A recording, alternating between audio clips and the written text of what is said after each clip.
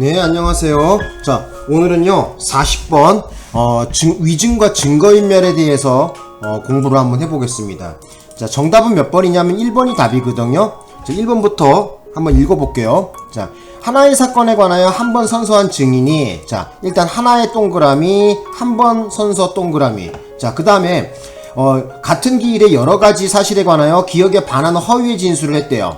자, 이 경우에 위증죄가 개수가 어떻게 되냐는데, 하나의 사건에 대해서 한 번 선서한 증인이 여러 기일에 나와서 계속 뻥 간다고 하더라도 위증은 하나밖에 안 돼요. 그래서 수개의 위증이 되는 것이 아니라 한 번밖에 안 됩니다. 그래서 예를 들어서 뭐 공판이 한 번, 두 번, 세 번, 네 번 열렸어. 근데 어쨌든 하나 사건에 대해서 공판이 뭐 세 번, 네 번 열렸는데 계속 나와서 계속 뻥 깐 거야. 전부 다 거짓말을 했단 말이에요. 그러더라도 어떻게 된다? 하나의 사건에 대해서 한 번 선서한 증인이 여러 기일에서 개뻥을 쳤다 하더라도 위증은 수개가 아니라 하나라는 걸 좀 알아두십시오. 그래서 1번 틀렸습니다. 답이 1번이야. 자, 그러면 이제 동그라미 2번 보자고. 자, 2번에 보시면은 자, 2번.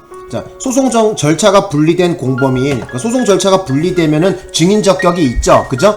공동피고인이 증인신문 절차에서 형사소송법 160조에 따라 증언 거부권을 고집받았음에도 불구하고 자기 범죄 사실에 대하여 증언 거부권을 행사하지 아니한 채 허위로 진술하였다면 위증죄가 성립한다. 그렇죠. 그래서 증언 거부권을 행사하고 입 다물고 가만히 있으면 되는데, 자, 계속해서 뻥 깐다면 어떻게 되는 거야? 위증이 되는 것이죠. 그죠?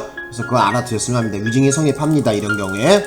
자, 동그라미 3번 봅시다. 자기의 형사사건에 관한 증거를 인멸하기 위하여 타인을 교사해서, 자, 교사한 자. 이 경우에 어떻게 되는 거야? 그 교사한 놈은 증거인멸 교사가 되는 것이죠.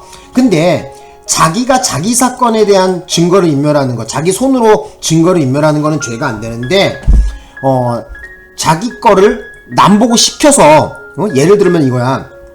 야, 누구야, 내가 너네 집 뒷산에다가 내가 살인 저지른 칼하고 도끼하고 놔뒀는데 얼른 가서 네가 그거 빨리 버려라. 혹시 경찰이 추적하면 안 되니까 하면서 이렇게 누구 시키는 경우 있죠. 자기가 범행에 사용한 도구를 갖다가 증거를 누구를 시켜서 없애면 안 돼요. 자기가 스스로 없애는 거는 죄가 되지 않거든요. 그래서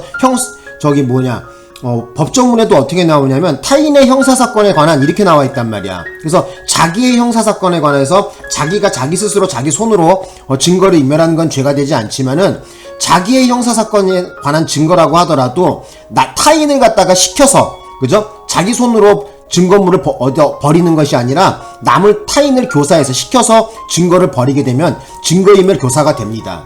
그래서 만약에 뭐 그럴 일은 없겠지만 범죄를 저질렀다고 한다면 지가 지 손으로 가서 증거를 없애고 와야 돼요. 괜히 나 누구 보고 형이나 동생이나 아니면은 저 아는 친구 보고 시켜갖고 없애게 하면 증거인멸 교사로 처벌받습니다. 자, 4번 보겠습니다. 형사재판에서 재판장이 신문 전에 증인에게 증언 거부권을 고지하지 않았답니다.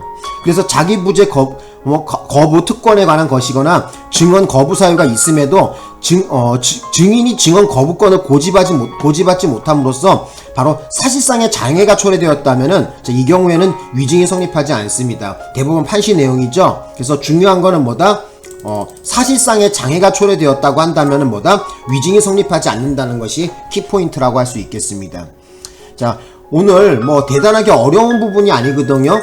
그래서 오늘 마지막 40번을 설명하면서 승진 문제를 이제 오늘 심화일을 지을 건데, 다음 문제는 어떤 거를 풀어야 될지 좀 고민이에요. 그래서 경찰 승진 문제는 했으니까 또 뭐를 또 풀어드릴까 고민이죠. 그죠? 간부후보생 문제를 풀어드릴까 아니면은 뭐를 풀어드릴까 계속 고민이 되네요. 아니면 특강으로 계속 시험 볼 때까지 가는 게 낫나. 여러분 댓글에 의견 좀 남겨주십시오. 자, 오늘 수업은 여기까지 하겠습니다. 고맙습니다.